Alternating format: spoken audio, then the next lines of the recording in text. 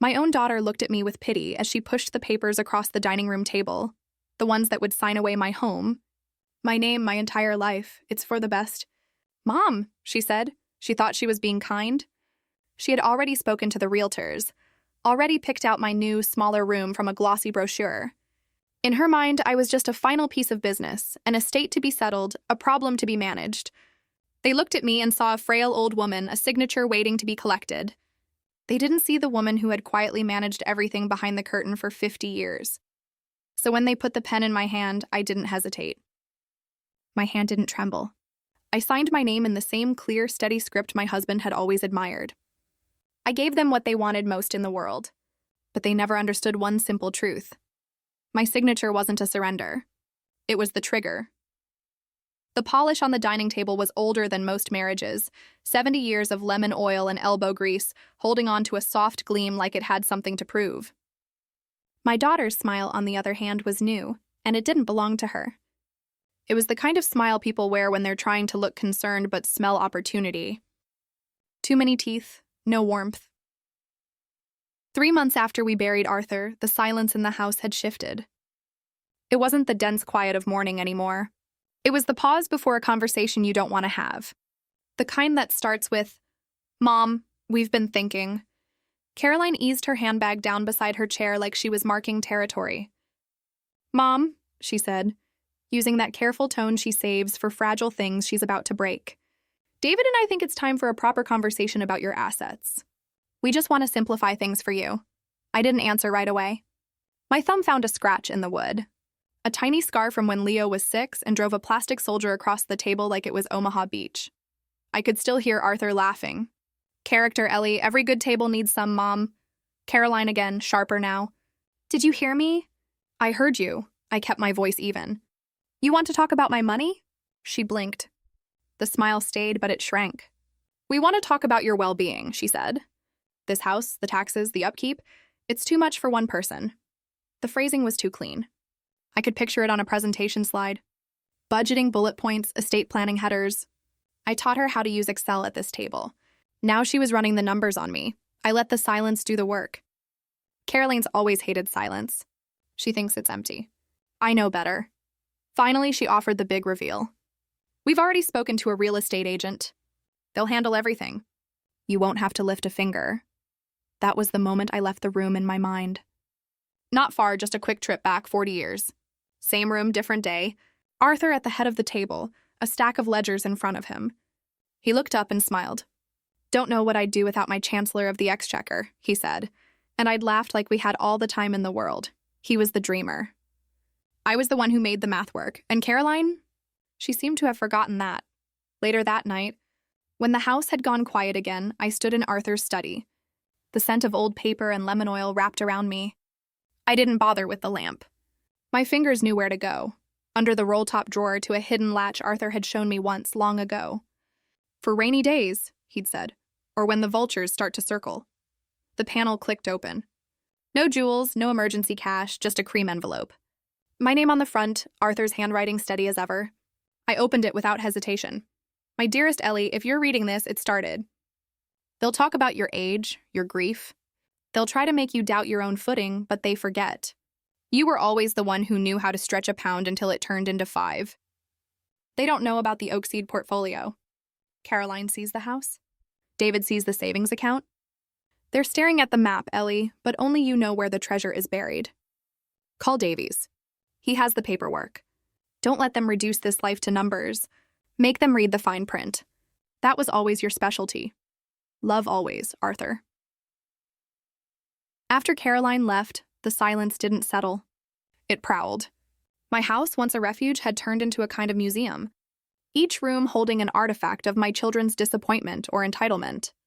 The objects hadn't changed. The way I saw them had. I went to our bedroom and opened the old jewelry box. The velvet slot where my sapphire necklace once rested was still empty. Arthur gave me that necklace on our 25th anniversary. The blue was as deep as his eyes. I remembered selling it. 5 years ago, Caroline had called crying.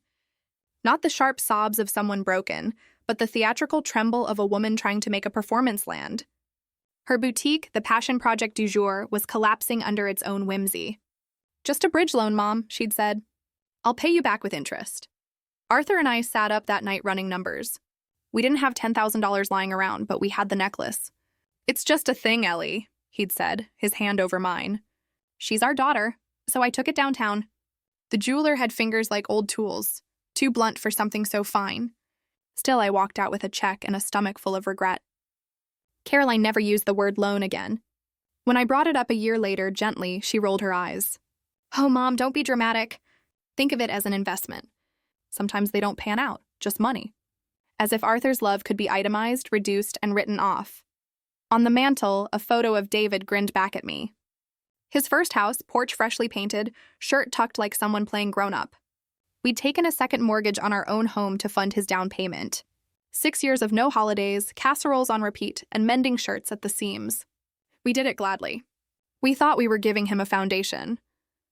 A week after Arthur's funeral, David called. His voice had that too casual tremor that tries to sound concerned but rings hollow. Mom, I've just been thinking, with the medical bills and everything, I hope there's still enough left for you. I mean, Laura and I are just worried. There was a pause. That beat of honesty no one admits out loud. He wasn't worried about me.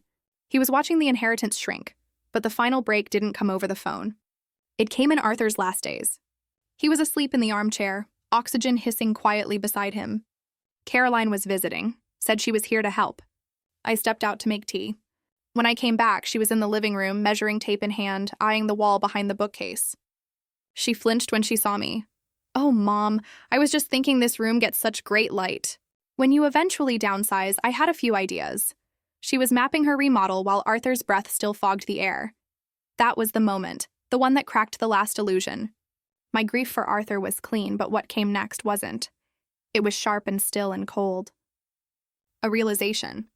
My children weren't waiting for me to die. They'd already decided I was gone. Back in Arthur's study, I opened the drawer and reached for the letter. The paper was cool and smooth like a stone at the bottom of a river. I didn't need to reread it. His words had moved in permanently. The vultures weren't circling. They were already perched. Arthur didn't leave me a farewell. He left me a strategy and something better than comfort. A reason. The memory of that yellow measuring tape had faded, but its shadow still stretched across the table between us. I brought myself back to the room, to the polished mahogany, to Caroline, who now sat across from me with all the grace of a corporate takeover. Her patience had worn thin. My silence to her looked like frailty, but I wasn't surrendering. I was watching. She tapped the paper she'd slid toward me, one manicured finger drumming a silent demand. Mom, she said, dropping the daughterly warmth for something more efficient. Colder. David sat beside her, hunched and quiet, eyes fixed on a knot in the floorboards. That was David for you, present but never really there. Caroline had always done the steering. He just went where the car took him. We don't have all day, she added with a tight little laugh, dry as kindling. The market waits for no one.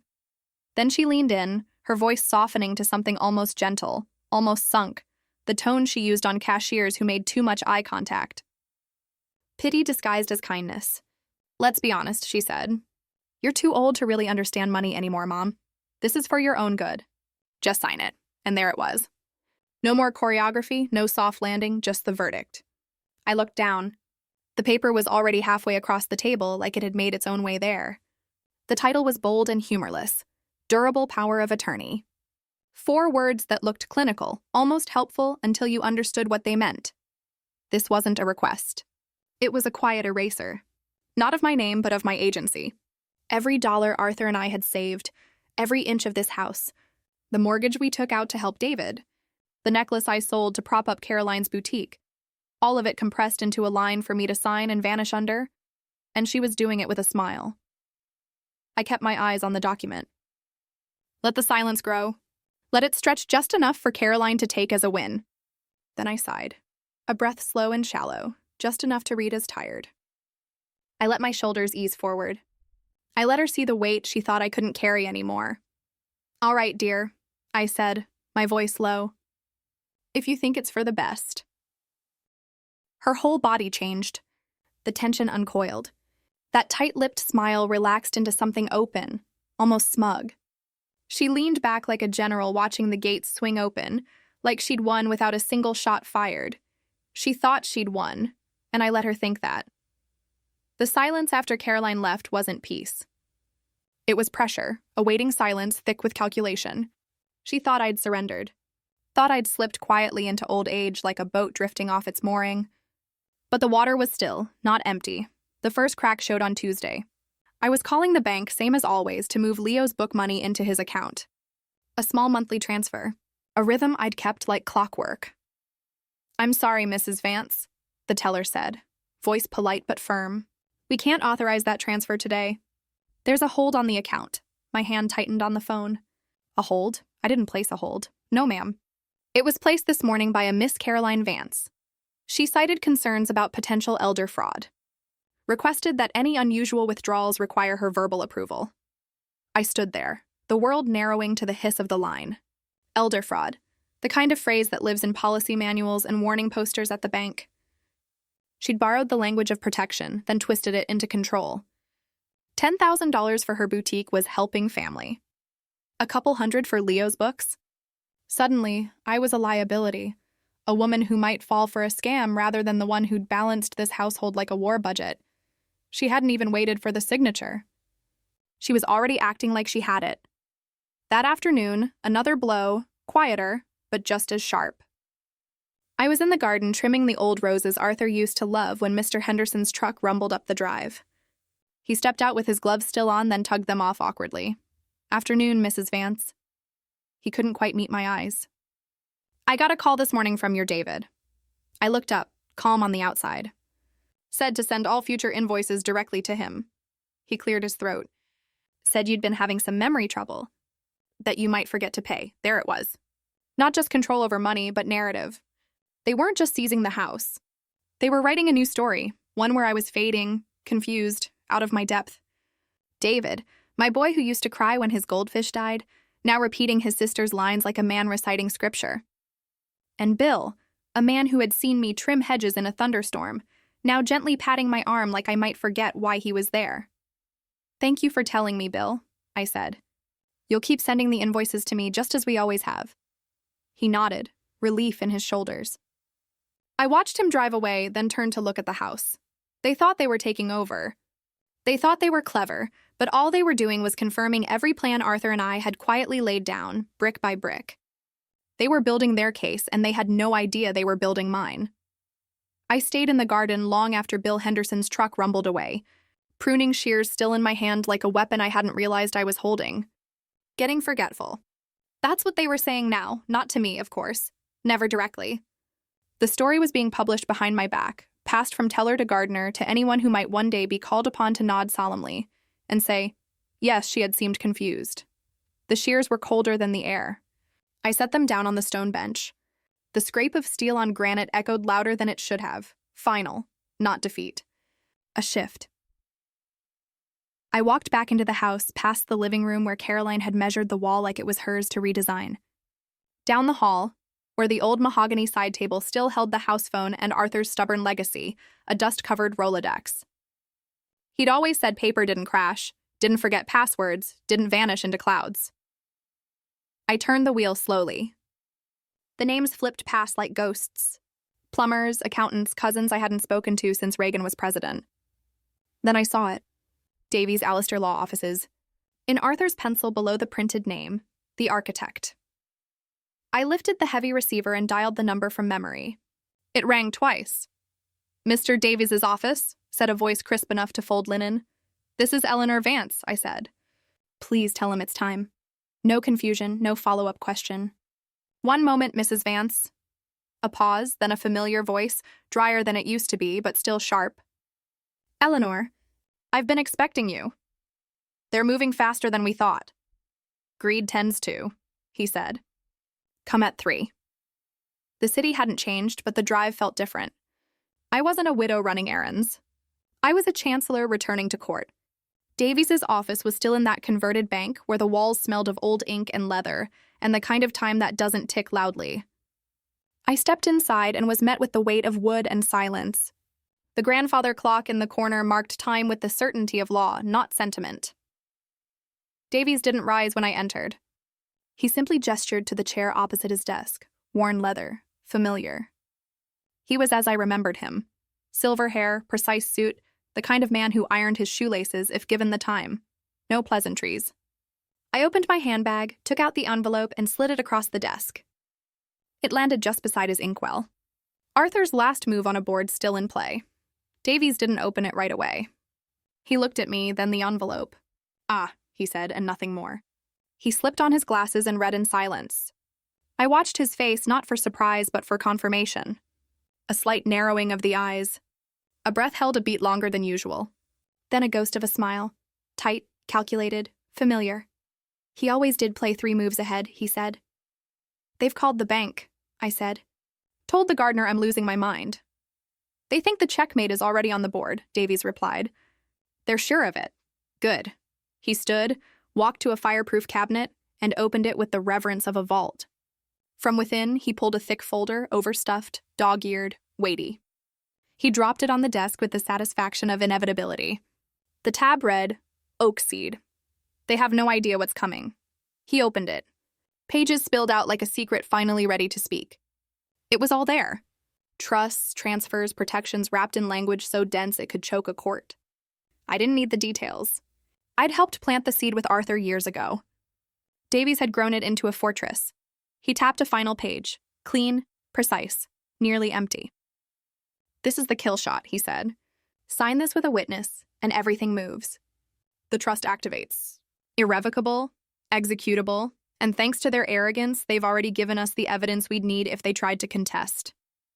You won't just keep what's yours. You'll leave them watching it pass out of reach." I looked from the document to Davies, and for the first time in months, I felt something other than grief.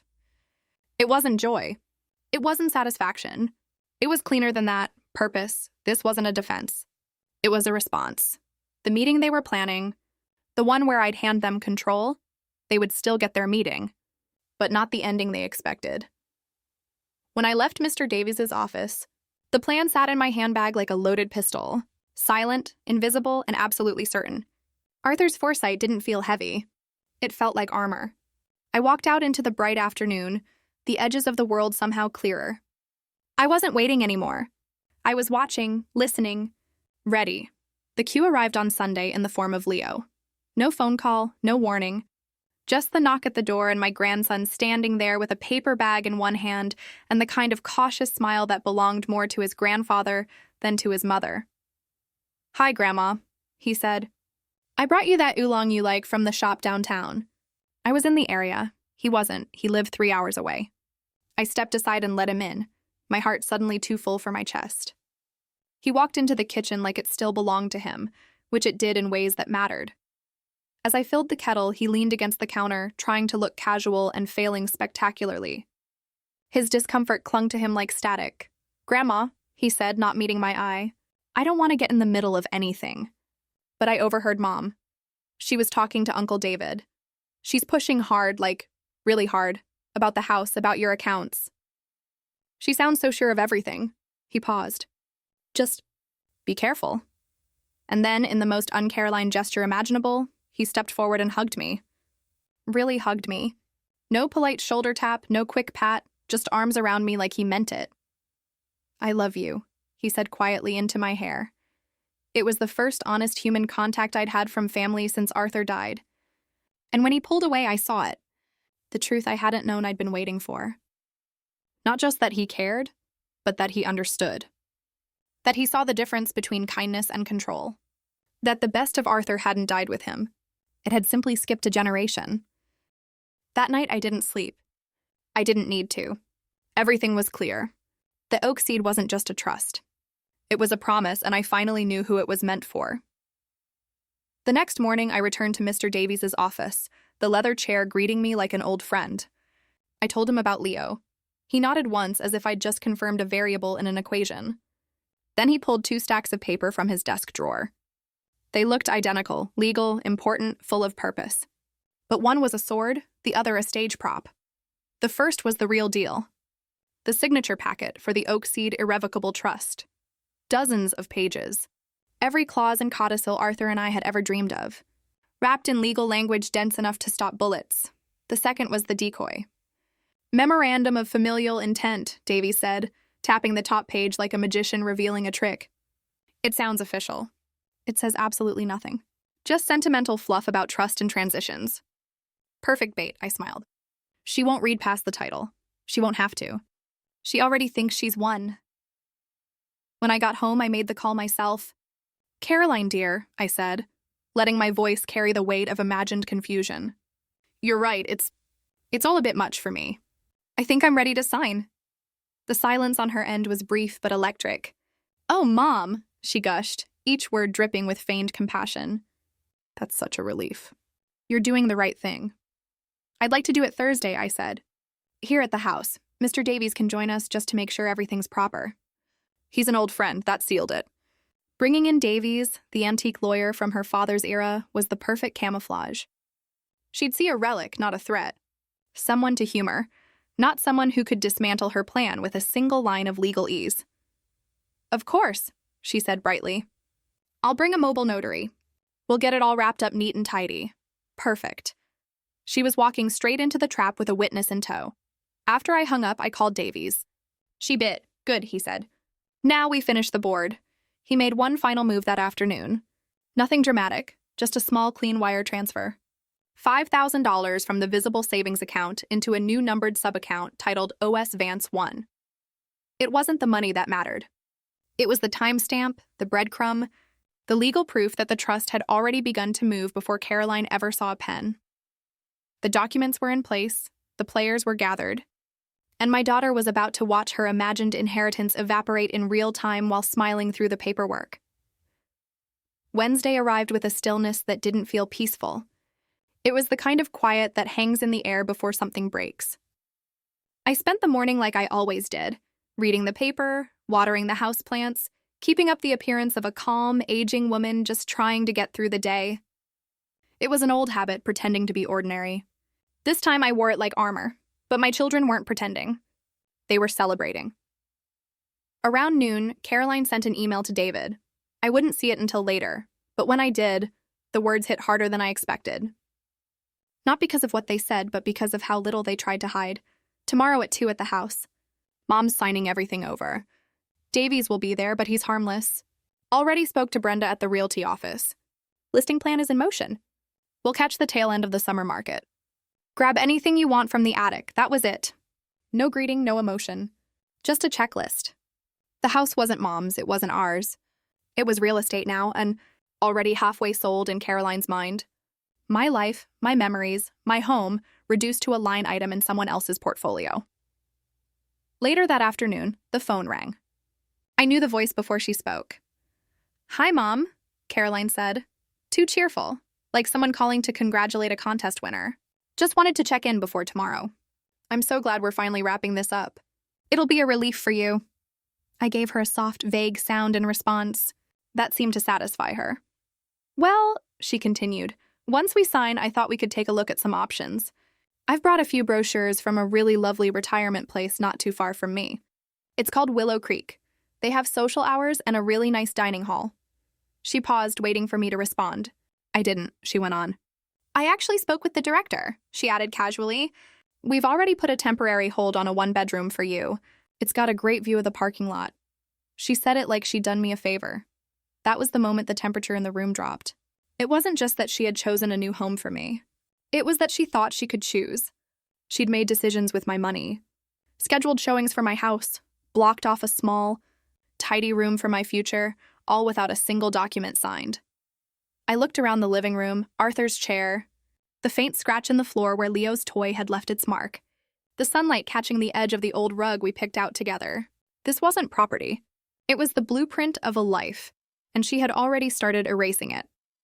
That's very thoughtful of you, Caroline, I said, keeping my voice steady, almost warm. I look forward to seeing it. She didn't hear the edge beneath the words. She heard surrender. She had no idea she was walking into the trap we'd spent years preparing.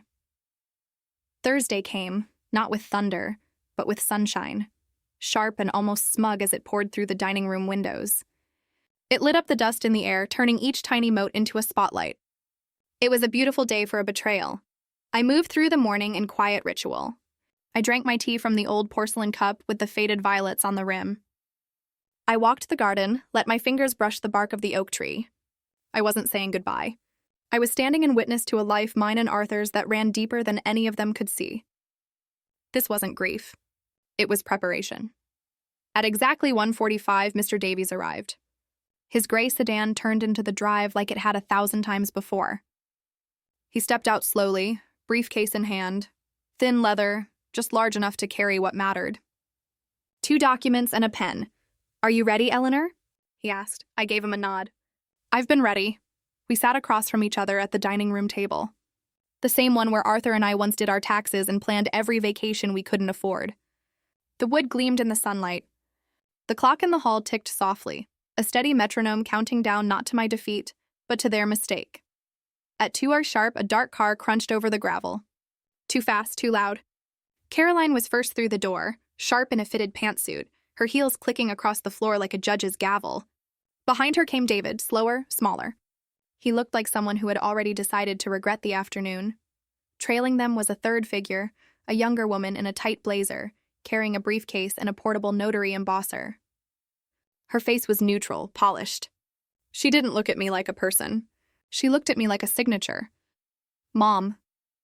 "Mr. Davies," Caroline said, already halfway through the room. She didn't pause for warmth. "This is Ms. Albright, she's our notary." Just to keep things clean and official. Ms. Albright nodded, crisp and silent, and placed her case on the table with a soft thud. Without asking, Caroline dropped into the chair at the head of the table, Arthur's chair. She didn't hesitate, didn't blink. David sat beside her, eyes cast down. On the table, Caroline placed a folder, glossy, colorful, the brochures from Willow Creek. She spread them out like realtors do with open house flyers. She didn't say a word about them. She didn't need to. Then came the main event. She pulled a set of papers from her briefcase and laid them in front of me. The durable power of attorney.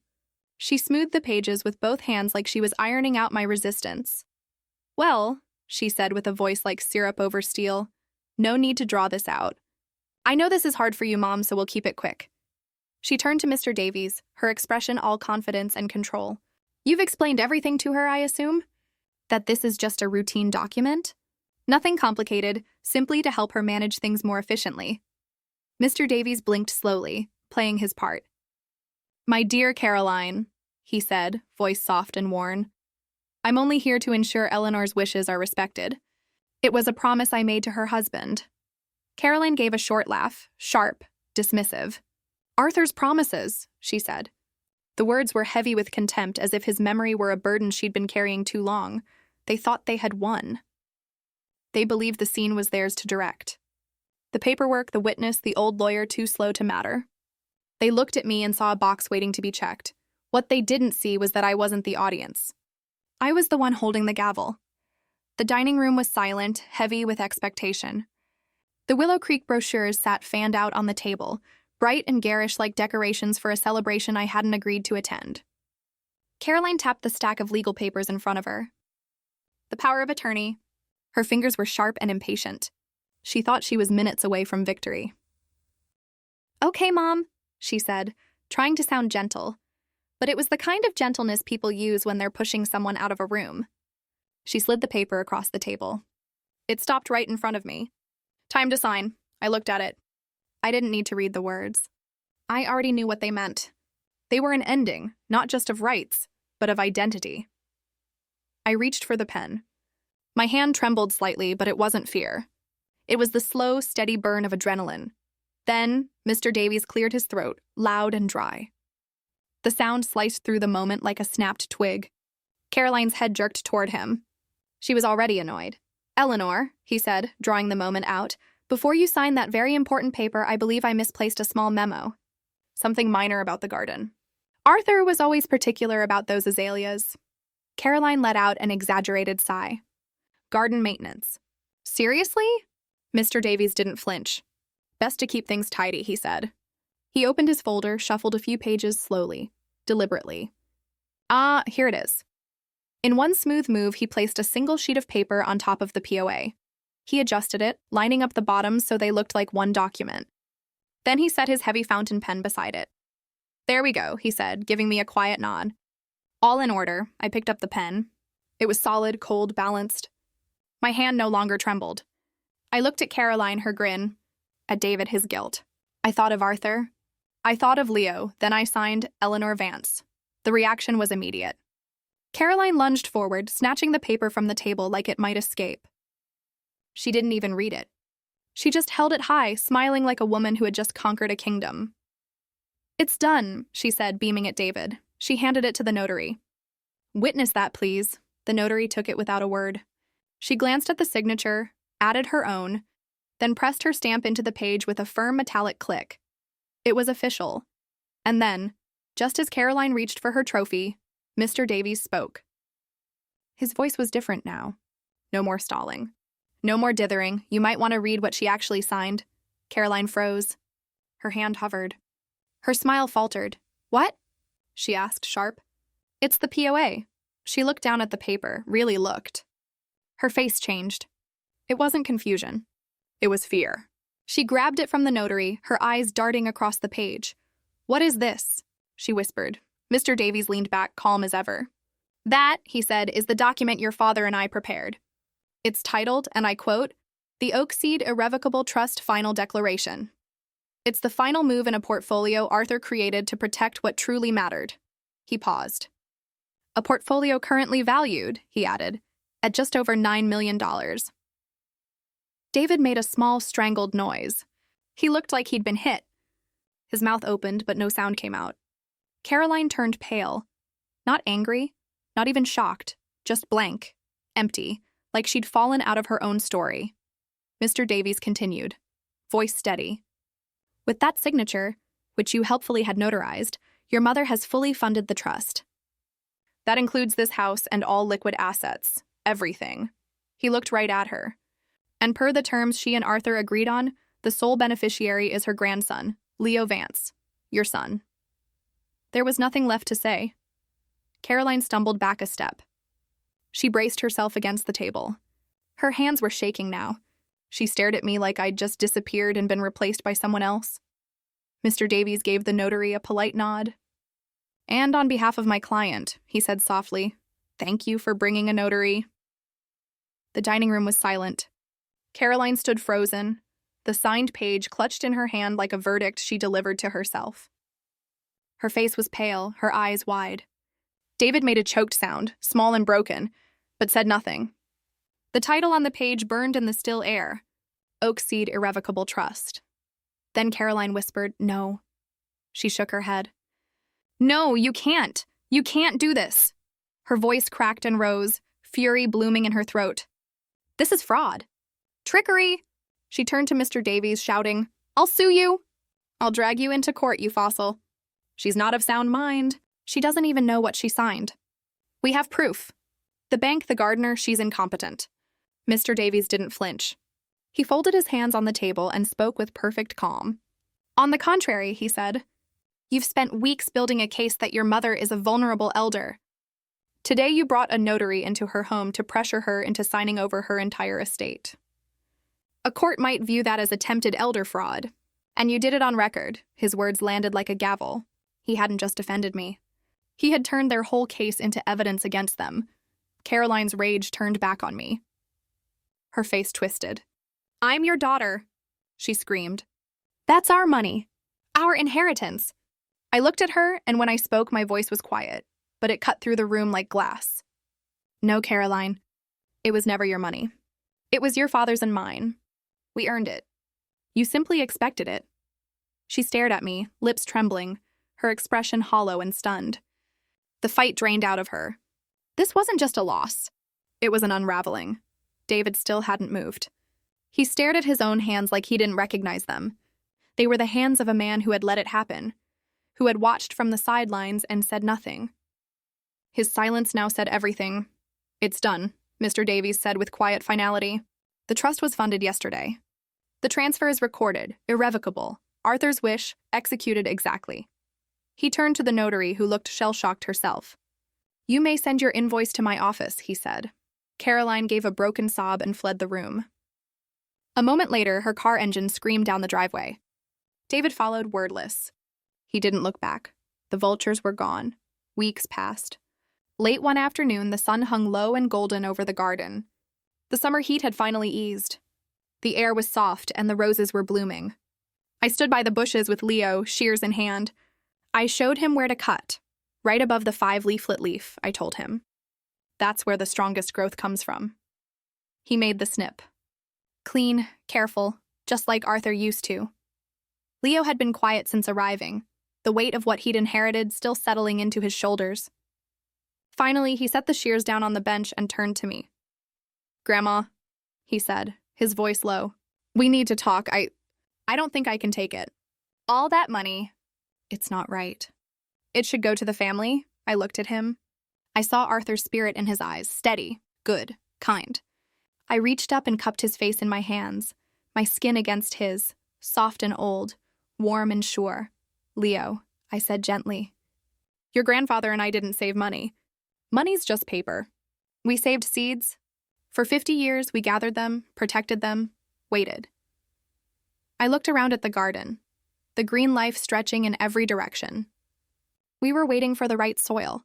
I turned back to him, my voice steady. "Your mother and your uncle, their soil is rocky.